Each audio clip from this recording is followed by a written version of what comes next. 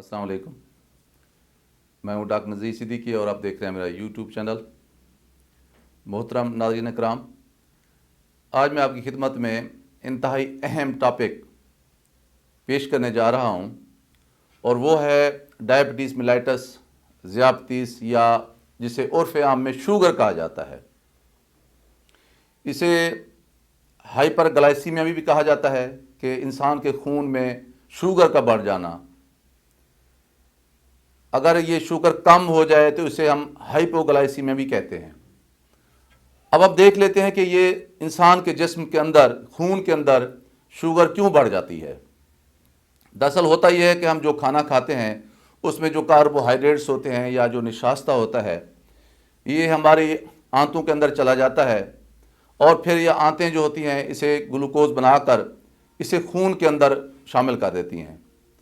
اب جب خون کے اندر یہ گلوکوز جاتا ہے تو پھر ایک مادہ ہوتا ہے ہمارے جسم کے اندر جسے ہم انسولین کہتے ہیں۔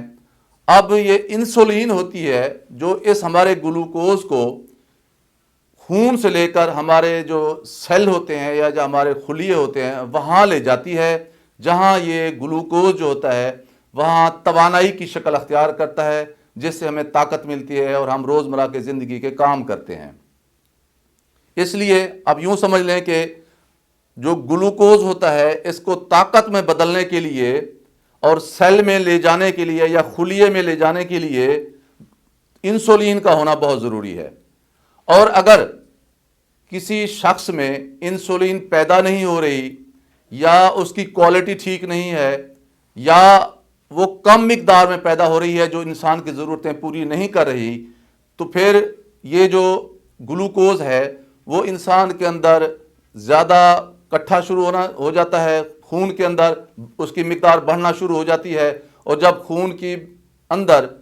گلوکوز یا شوگر ایک خاص مقدار سے زیادہ بڑھ جائے تو اسے پھر ہم کہتے ہیں کہ اس انسان کو، اس شخص کو شوگر ہو گئی ہے، ہائپر گلائسیمیا ہو گئی یا ڈائبٹیز میلیٹس ہو گئی ہے۔ تو اب ہم دیکھتے ہیں کہ یہ انسولین کیا ہے۔ دراصل انسولین ایک ایسا مادہ ہے جو ہمارے پینکریاز کے اندر یا لبلبے کے اندر پیدا ہوتا ہے، اور یہ بہت ہی اہم ہوتا ہے۔ اور یہ میں نے جیسے آپ کو بتایا ہے کہ یہ خون کے اندر شامل ہوتا ہے، اور پھر جب خون کے اندر جو گلوکوز ہوتا ہے اس گلوکوز کو اٹھا کر یہ انسولین ہمارے سیل کے اندر لے جاتی ہے، جہاں وہ توانائی میں تبدیل ہو جاتا ہے، اور اے ٹی پی جسے کہتے ہیں، وہ توانائی ہمارے جو ہے اس سے ہماری روزمرہ کی زندگی میں ہمیں وہ طاقت دیتی ہے، جس سے ہم اپنے کام کرتے رہتے ہیں۔ اس لیے اس انسولین کی بڑی اہمیت ہوتی ہے۔ اب ہم دیکھتے ہیں کہ شوگر کی عام طور پر علامات کیا ہوتی ہیں۔ ویسے تو اس کی بہت ساری لوگوں کو ہم علامات گنوا سکتے ہیں، لیکن بعض لوگوں کو علامات کا پتہ ہی نہیں چلتا، اور وہ اچانک کسی دن جو ہے جا کے وہ اور کوئی ٹیسٹ کرواتے ہیں، یا انہیں پیشاب زیادہ آنے لگتا ہے تو کوئی ڈاکٹر کہتا ہے جا کے پیشاب ٹیسٹ کریں، تو اسے پتہ چلتا ہے کہ پیشاب کے اندر ہی شوگر آ رہی ہے، اور شوگر کا انہیں تشخیص ہو جاتی ہے۔ عام طور پر ایسی 8-10 علامتیں ہیں جن سے ہم شک کا اظہار کر سکتے ہیں کہ اس مریض کو یا اس بندے کو شوگر ہو سکتی ہے۔ مثلا کسی انسان کو اگر بار بار پیشاب آ رہا ہے تو اسے سوچنے کی ضرورت ہے۔ ویسے تو پیشاب کے بار بار آنے کی بہت ساری وجوہات اور بھی ہو سکتی ہیں۔ مثلا اسے اگر کوئی انفیکشن ہو گئی ہے پیشاب کی نالیوں میں یا گردے میں، اس کو بھی آ سکتا ہے۔ اگر اسے غدود کی تکلیف ہو رہی ہے تو رات کو بار بار پیشاب پہ اٹھتا ہے، اس سے بھی یہ تکلیف ہو سکتی ہے۔ تو ایک تو یہ تکلیف ہے کہ بھی بار بار پیشاب کا آنا۔ اسی طرح اگر رات کو کوئی انسان پانی زیادہ پی کر سو جائے فوراً، یا دودھ پی کر سو جائے، یا جوس زیادہ پی کر سو جائے، اسے بھی پھر رات کو زیادہ پیشاب آ سکتا ہے۔ تو یہ آپ نے خود دیکھنا ہے کہ بھی یہ پیشاب دن کو آ رہا ہے یا رات کو آ رہا ہے، یا بار بار آ رہا ہے، یا کس طرح آ رہا ہے۔ دوسری اس کی یہ ہے کہ ظاہر ہے جب آپ کو پیشاب بار بار آئے گا تو آپ کو پھر پیاس بھی زیادہ لگتی ہے، اور انسان کے اندر جب پیشاب زیادہ آتا ہے تو پھر اس کے انسان کو جو ہے نا وہ کمزوری محسوس ہوتی ہے، اور پیاس اس لیے لگتی ہے کہ ظاہر ہے پیشاب بار بار آ رہا ہوتا ہے، اس لیے پیاس بھی زیادہ لگتی ہے۔ تیسری اس میں یہ ہوتی ہے کہ انسان کو بعض اوقات اس کی جو ویژن ہوتی ہے، جو انسان کی جو نظر ہوتی ہے، اس میں کمزوری آنا شروع ہو جاتی ہے۔ یہ بھی ایک اہم علامت ہوتی ہے۔ ویسے یہ بلڈ پریشر میں بھی ہو سکتی ہے، اگر بلڈ پریشر زیادہ ہو تو اس میں بھی آنکھوں کے اندر دھندلاہٹ یا کمزوری نظر کی ہو سکتی ہے۔ اسی طرح انسان کی جو سوچ ہے وہ جو ہے اس میں تسلسل نہیں رہتا، اس کی سوچ کے اندر جو انتشار آ جاتا ہے، یکسوئی کے ساتھ بندہ نہیں سوچ سکتا، اس کی فکر جو ہے ادھر ادھر بھٹک جاتی ہے۔ یہ ہائپر ٹینشن میں بھی، یعنی بلڈ پریشر زیادہ ہو جائے اس میں بھی ہو سکتی ہے، اور شوگر زیادہ ہو جائے تو اس میں بھی ہو سکتی ہے۔ تھکاوٹ کے آثار ہو جاتے ہیں کہ انسان کے اندر کمزوری محسوس ہوتی ہے۔ اس کی وجہ یہی میں نے جیسے آپ کو پہلے بتایا ہے کہ شوگر جو ہے یا جو گلوکوز ہے، کیونکہ انسولین گلوکوز کو سیل کے اندر نہیں لے کے جا رہی، وہاں اے ٹی پی یا توانائی نہیں بن رہی، اس لیے پھر انسان کو کمزوری محسوس یقیناً ایک فطری بات ہے۔ بار بار پیشاب آنے سے انسان کے منہ میں خشکی زیادہ ہو جاتی ہے پانی کی کمی کی وجہ سے۔ اسی طرح اگر کوئی زخم ہو جائے تو بعض اوقات وہ زخم جلدی سے ہیل نہیں ہوتے، وہ مندمل نہیں ہوتے۔ یہ بھی ایک عام سی تکلیف ہے کہ زخم اگر نہ اس کا جو ہے وہ ہیل نہ ہو رہا ہو، مندمل نہ ہو رہا ہو، بھر نہ ہو رہا ہو، تو لوگ کہتے ہیں کہ یار ہو سکتا ہے اس کو جو ہے نا وہ شوگر ہو، اس کو نظام ہضم انسان کا متاثر ہو سکتا ہے۔ بعض لوگوں کو چکر آنے بھی لگ جاتے ہیں، اور یہ چکر جو ہیں یہ ہائپر ٹینشن میں بھی ہو سکتے ہیں۔ اسی طرح انسان کی جو جلد ہے وہ خشک ہو سکتی ہے، ڈرائی ہو سکتی ہے سکن۔ بھوک جو ہے انسان کو پھر جو ہے وہ زیادہ لگتی ہے، لیکن انسان کا وزن جو ہے وہ کم ہونے لگتا ہے۔ تو بعض لوگوں کو جسم جو ہے وہ بے حس ہو جاتا ہے، کمزوری ہوتی ہے، اور جسم کے جو پیریفریز ہوتے ہیں، جو ہاتھ کی انگلیاں ہیں یا پاؤں کی انگلیاں ہیں، جو جسم کے آخری حصے ہوتے ہیں، ڈسٹل پارٹس ہوتے ہیں، وہ سن ہونا شروع ہو جاتے ہیں۔ اور ایک اور بات بھی ہے کہ ایسے لوگوں کو جو کافی عرصے سے ان کو شوگر ہو تو ان کو جنسی کمزوری بھی ہو سکتی ہے، یہ بھی ایک اہم پرابلم ہو سکتا ہے۔ تو یہ وہ موٹی موٹی چیزیں ہیں جو جن سے ہمیں اندازہ ہو سکتا ہے کہ بھی اس بندے کو شوگر ہو سکتی ہے۔ اب ہم دیکھ لیتے ہیں کہ شوگر کی کیا اقسام ہیں۔ عام طور پر شوگر کی جو ہے وہ دو اقسام ہیں۔ تیسری قسم وہ ہے جو پریگننٹ عورتوں کو ہو جاتی ہے۔ ہم دو اقسام جو عام طور پر کامن ہیں ان کی بات کرتے ہیں۔ ایک کو کہتے ہیں ٹائپ 1 شوگر ڈائبٹیز میلیٹس، اور دوسری کو کہتے ہیں ٹائپ 2۔ جو ٹائپ 1 ڈائبٹیز میلیٹس ہے وہ عام طور پر چھوٹے بچوں سے لے کر 35-40 سال کے لوگوں کو ہوتی ہے۔ اس میں بدقسمتی سے ایسے لوگوں میں انسولین پیدا ہی نہیں ہوتی، تو ظاہر ہے ان کو جو بڑی مشکل ہوتی ہے، اور یہ بڑی ساری زندگی پھر ان کو انسولین ہی لینی پڑتی ہے۔ اور دوسری جو ٹائپ 2 ہے، اس میں 40 سال سے اوپر کے لوگوں کو یہ ہوتی ہے۔ یہ یا تو پھر ان کے اندر انسولین پیدا ہوتی ہے، لیکن 40 سال کے بعد یا تو انسولین کی مقدار کم ہونا شروع ہو جاتی ہے، یا اس کی کوالٹی میں کہیں نہ کوئی فرق آ جاتا ہے، جس کی وجہ سے ان کو یہ مسئلہ درپیش ہوتا ہے۔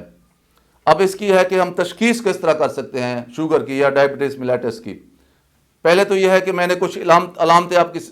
خدمت میں پہلے پیش کی ہیں، کچھ نہ کچھ اندازہ آپ کو وہاں سے بھی ہو سکتا ہے۔ باقی ہے کہ اس کے کچھ ٹیسٹ ہیں، وہ آپ ٹیسٹ کروا سکتے ہیں۔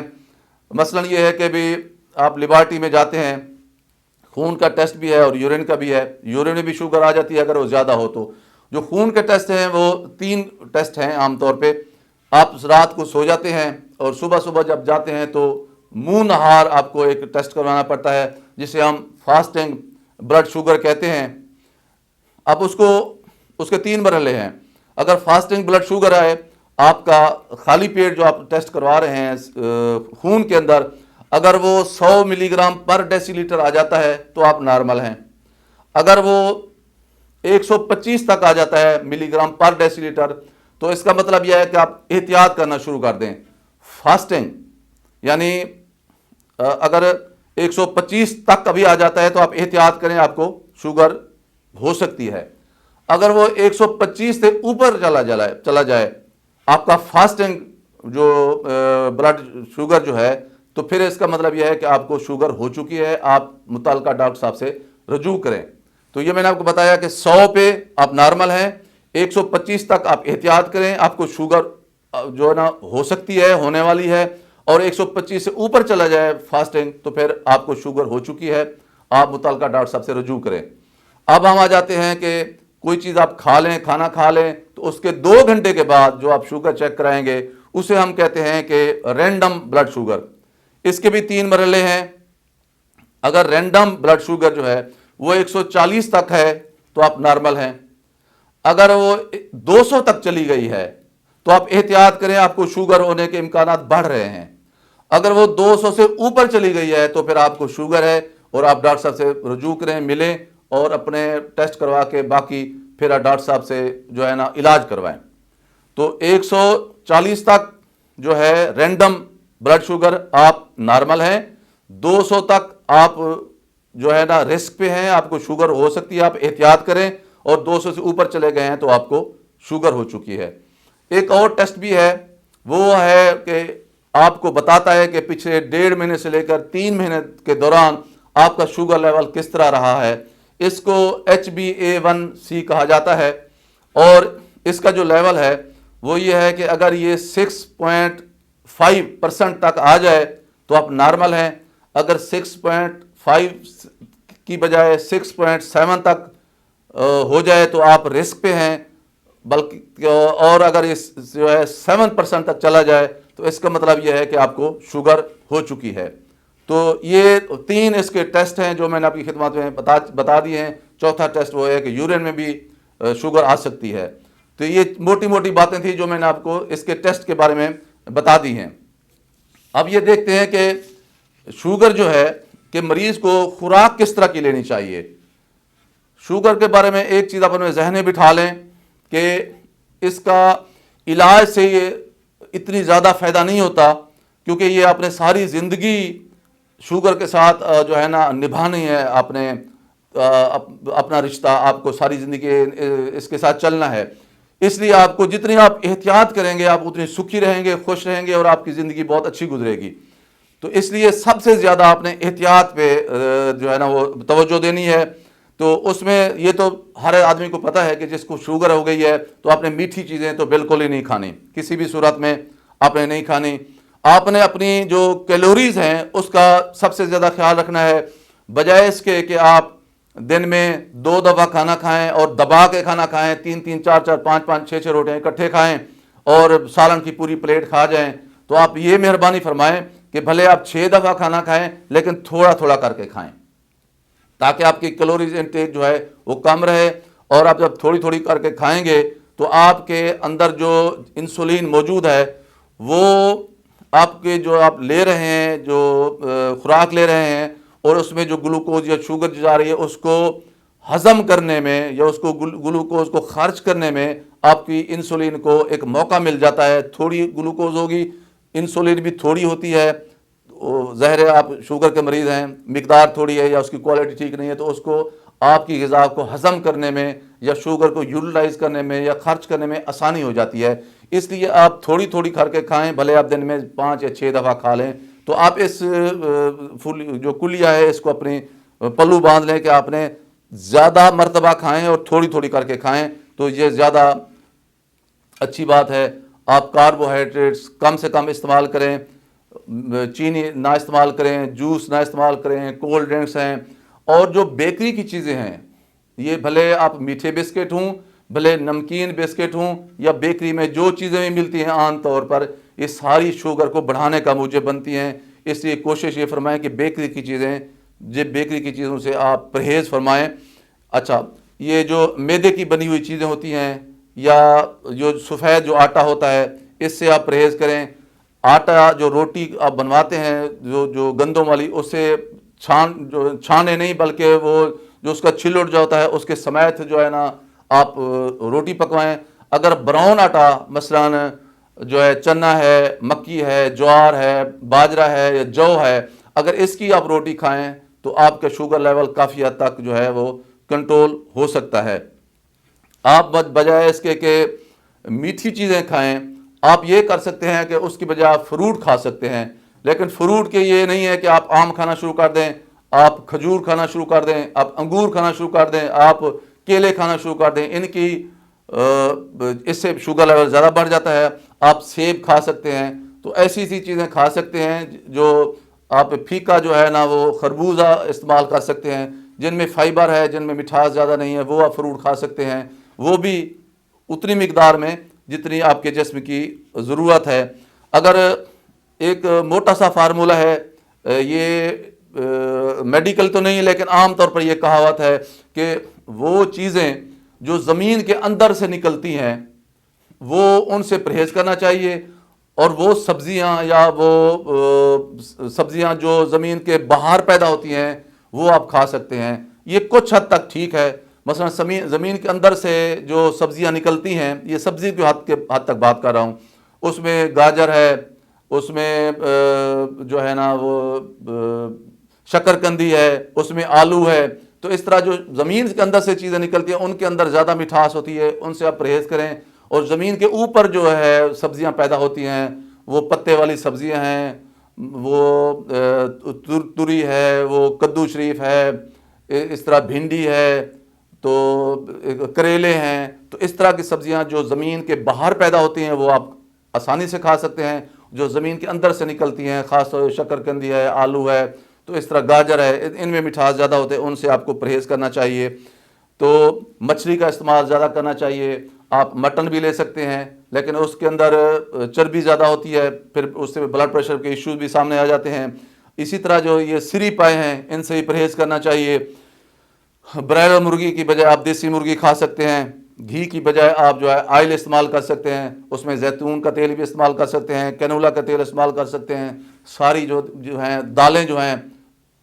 وہ آپ استعمال کر سکتے ہیں، اس میں کوئی حرج نہیں ہے۔ انڈا بھی آپ استعمال کر سکتے ہیں زردی کے بغیر۔ اچھا، اسی طرح جو ہے آپ ڈرائی فروٹ بھی کسی حد تک ضرورت کے مطابق جو ہے نا وہ استعمال کر سکتے ہیں، اس میں کوئی وہ ایشو نہیں ہے۔ تو یہ اس لیے میں نے ساری باتیں آپ کو بتائی ہیں کیونکہ علاج تو آپ نے کرنا ہی کرنا ہے،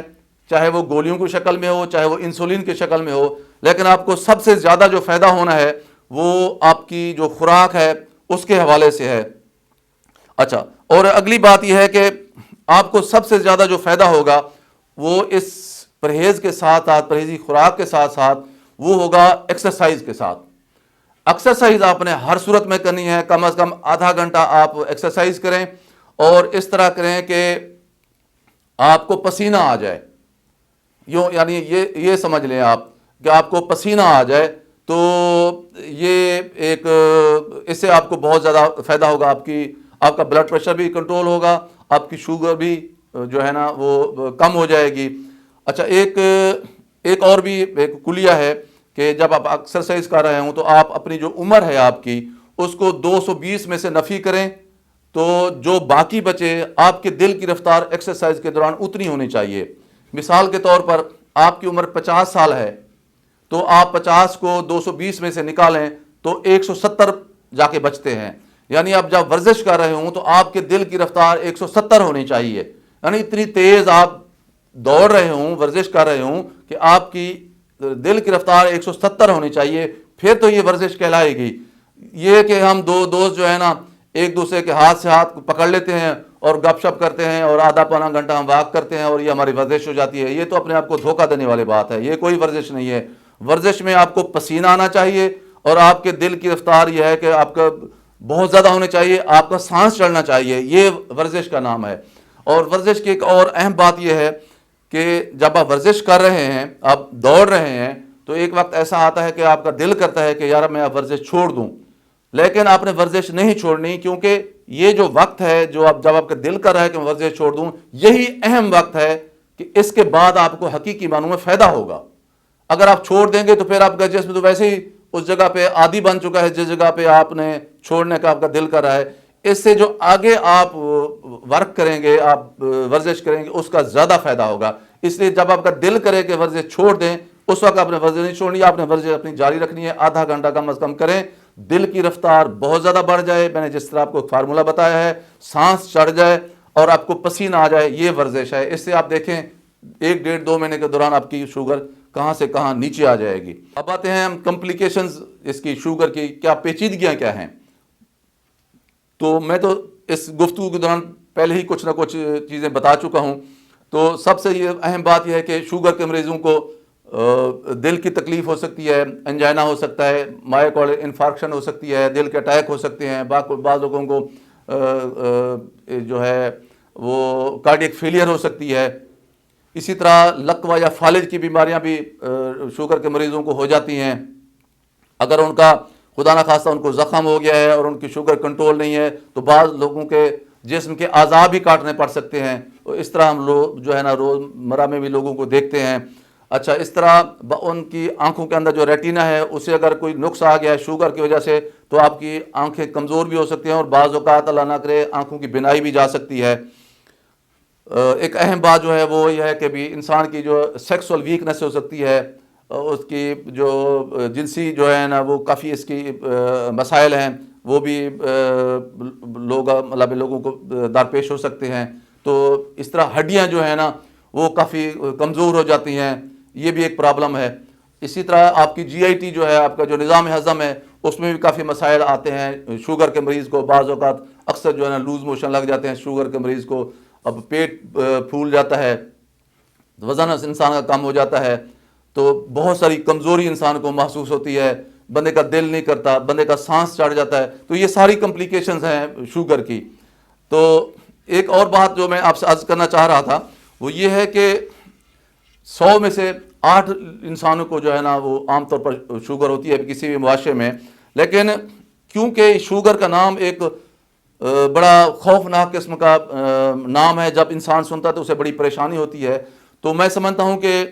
ڈاکٹر کی بھی ذمہ داری بنتی ہے اور معاشرے کی ذمہ داری بنتی ہے کہ اگر کسی کو شوگر ہو گئی ہے, خاص طور پر ان بچوں کو جو 40 سال سے کم عمر کے بچے ہیں, تو ہماری ذمہ داری بنتی ہے کہ ہم ان کو حوصلہ دیں, کیونکہ اب ان کے دماغ میں یہ بات, انہیں اتنی عقل شعور ہے کہ یہ ساری زندگی کی بیماری ہے. لیکن ہم انہیں کہیں کہ نہیں, آپ نے شوگر کے باوجود نارمل زندگی گزار سکتے ہیں, آپ خوشگوار ازدواجو زندگی گزار سکتے ہیں, آپ جو ہے آپ ایک بہت اچھا مستقبل بھی اپنا سنوار سکتے ہیں. تو ڈاکٹر کی ایشورنس جو ہوتی ہے, اس کے جو 2-4-8 میٹھے الفاظ جو ہوتے ہیں, اس سے جو ہے پیشنٹ کو بہت حوصلہ ملتا ہے. تو ڈاکٹرز کی بات اور ایک خاص ذمہ داری بنتی ہے کہ ہم نے جو ہے یقین دلانا ہے مریض کو کہ نہیں, آپ جو ہے نا بالکل ایک نارمل انسان ہیں. ہم اپنے علاقے کے کسی ایسے بندے کی مثال بھی دے سکتے ہیں جس کو شوگر تھی اور پچھلے 40 سال سے وہ بہت ہی نارمل اور کامیاب زندگی گزار رہا ہے. تو ہم نے حوصلہ دینا ہے, ہمارے حوصلے کی وجہ سے ایک زندگی جو بچ بھی سکتی ہے اور کامیاب بھی ہو سکتی ہے, اس لیے بہت ضروری ہے. اب ہم آتے ہیں کہ اس کا علاج کیا ہے. جو نوجوان جو جس کو بچپن سے ہی جس کو شوگر ہو گئی ہے اور وہ 35-40 سال تک کی عمر کا ہے, تو وہ شوگر اس کی ڈائگنوس ہو گئی ہے, تو ظاہر ہے اس کی عام طور پر جو وجہ ہے وہ ہے انسولین کا پیدا نہ ہونا. جس کے اندر انسولین پیدا ہی نہیں ہو رہی تو ظاہر ہے اس کے اندر تو شوگر ہوگی. اس کا علاج تو صرف اور صرف انسولین ہے. اور کون سی انسولین دینی ہے, وہ فوری طور پر اثر کرنے والی ہو یا انٹرمیڈیٹ ہو یا لانگ ایکٹنگ ہو, جو دیر سے اثر کرے, جو فوری طور پہ اثر کرے, جو درمیانی راہ والی ہو یا پھر درمیانی اور لانگ ایکٹنگ کو ملا کے ہو, اس کا فیصلہ صرف اور صرف ڈاکٹر صاحب کر سکتے ہیں, جو مریض کو دیکھ بھی رہے ہیں, مریض کی ہسٹری بھی دیکھ رہے ہیں, مریض کی فیملی ہسٹری کو بھی دیکھ رہے ہیں اور اس کی علامات بھی دیکھ رہے ہیں, اور مریض کی جو فزیک ہے, اس کی جو جسمانی کیفیت ہے اس کو بھی دیکھ رہے ہیں, اور مریض کو کون سی کمپلیکیشنز آ چکی ہیں یا نہیں آ چکی, اور اس کی افورڈنگ کیپیسٹی کیا ہے, وہ مریض دوائی لے بھی سکتا ہے یا نہیں لے سکتا. تو اس کا فیصلہ صرف اور صرف متعلقہ ڈاکٹر صاحب نے کرنا ہے, نہ میں کہہ سکتا ہوں نہ مریض خود کر سکتا ہے. انسولین کا, کیونکہ یہ جو ہے نا ہائپر گلائسیمیا یعنی شوگر کا بڑھ جانا, اس سے بندے کی موت واقع نہیں ہوتی, اس سے علاج بھی ہوتا ہے اور بندہ کئی سال زندہ بھی رہتا ہے. یہ علیحدہ بات ہے کہ کمپلیکیشن ضرور آتی ہیں, لیکن خدا نہ خواستہ اگر اس کو ہائپوگلائسیمیا ہو جائے یعنی اس کی شوگر ڈاؤن ہو جائے تو اس کا دماغ مستقل طور پر ڈیمیج ہو سکتا ہے اور اس کے دل کا بھی اٹیک ہو سکتا ہے. تو اس لیے یہ جو شوگر کا زیادہ ہو جانا اتنی خطرناک نہیں ہے جتنی شوگر کا اچانک کم ہو جانا, تو پھر